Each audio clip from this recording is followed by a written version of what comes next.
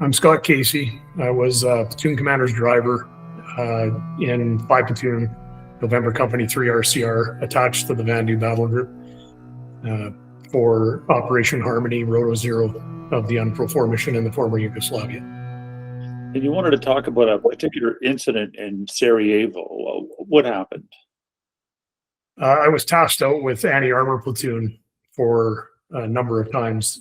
This one in particular incident, I was in the gunner's chair looking through the scope and just happened to be viewing one of the many different roadways and alleys that we could see from our location on the airfield, the Sarajevo airport.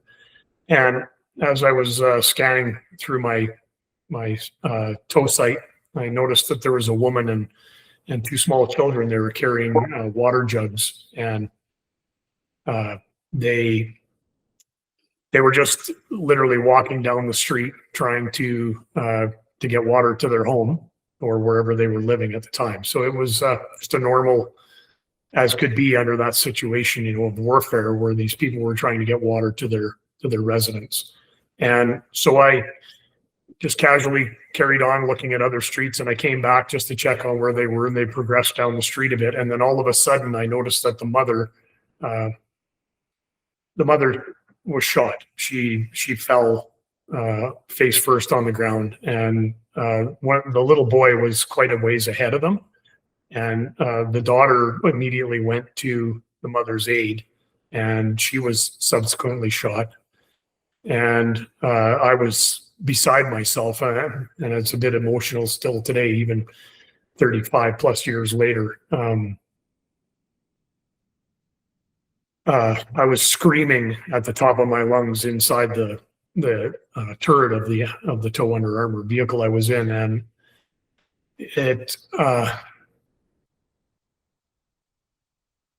I just couldn't do anything about it. I couldn't stop what was happening, and I was screaming for the little boy to keep going and not to stop and come back, but it was just his natural instinct when he turned and saw that they were both on the ground that he needed to go back and find out what was wrong in his infancy.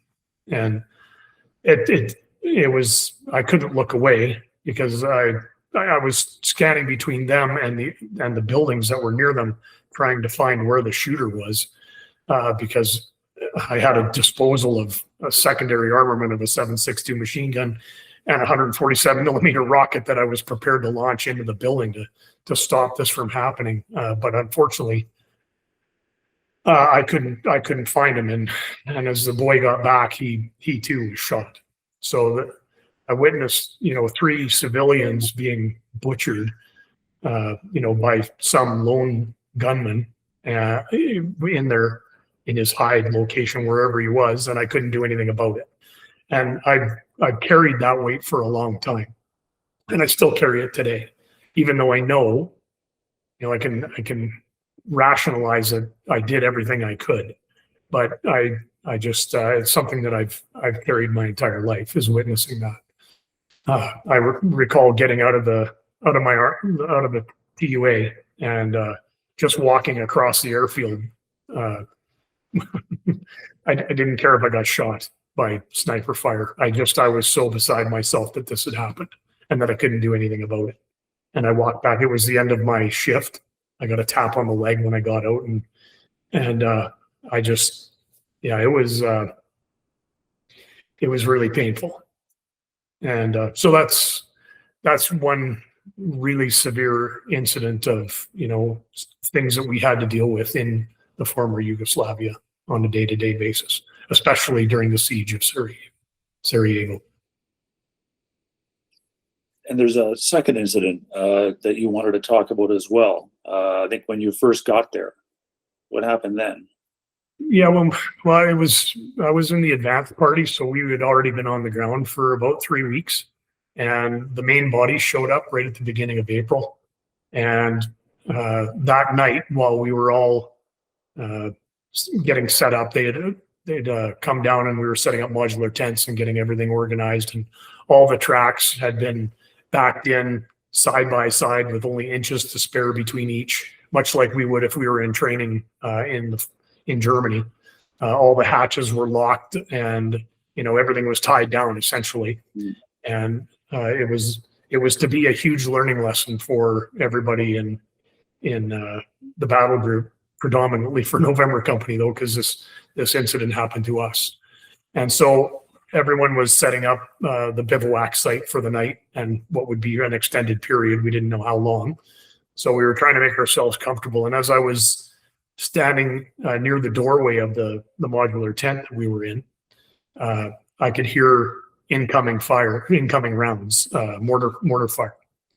And they weren't smaller ones like 60 or 81 millimeter. They were 120s. So these were big explosions happening in the distance.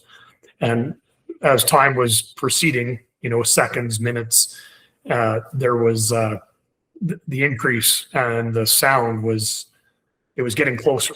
And I could just tell that it was coming our way.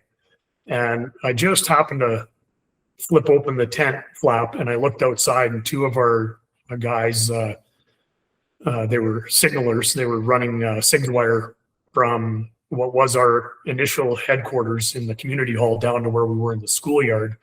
They were running communications line down there, and that's when the first round close to us hit. And it was danger close to them. They were easily within 10 to 15 meters of those two gentlemen.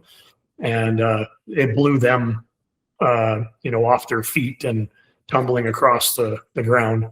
And then I just turned to everybody in the tent and screamed at the top of my lungs, "Get down! The next one's dropping on us."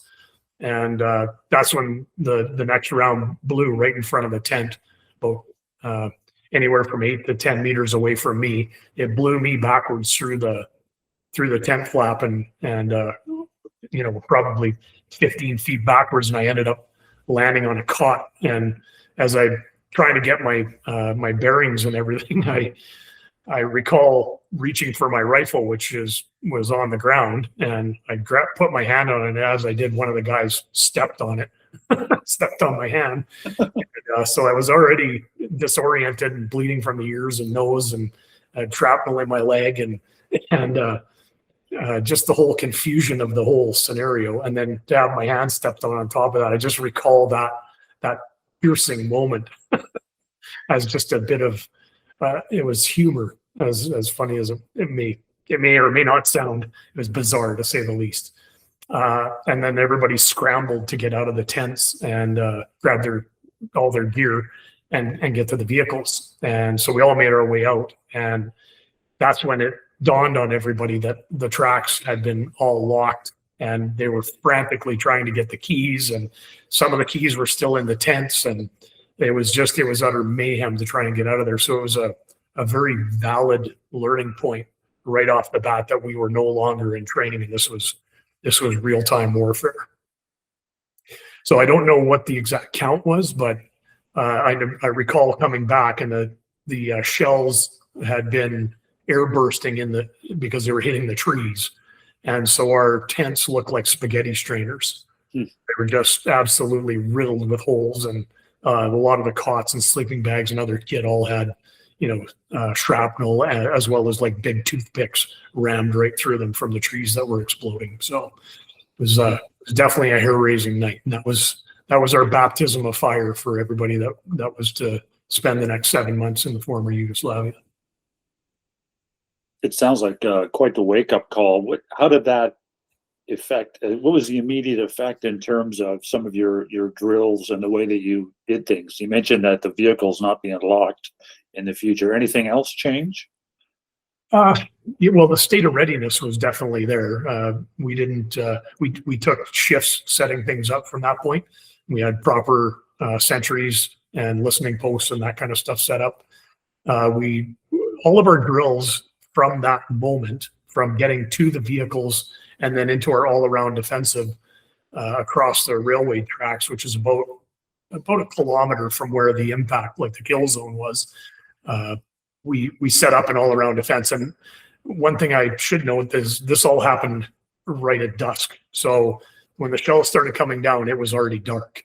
And by the time we got into all around defense, it was pitch black. And, we had no lights on, obviously, for light discipline. And, we were waiting in that position for an attack.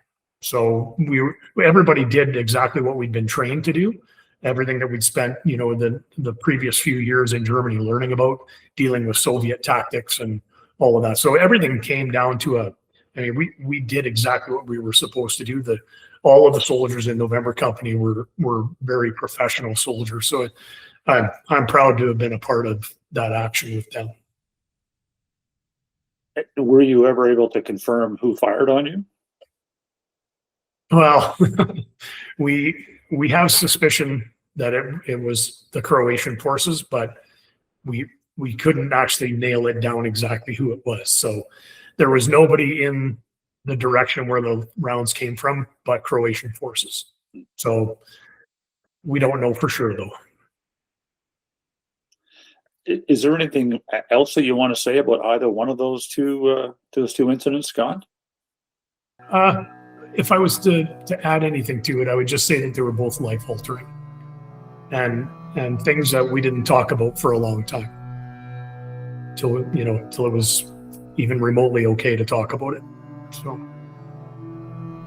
and there's still lots that I harbor that I just don't talk about. Well, thanks very much for speaking with me today. My pleasure, Mike. Thank you.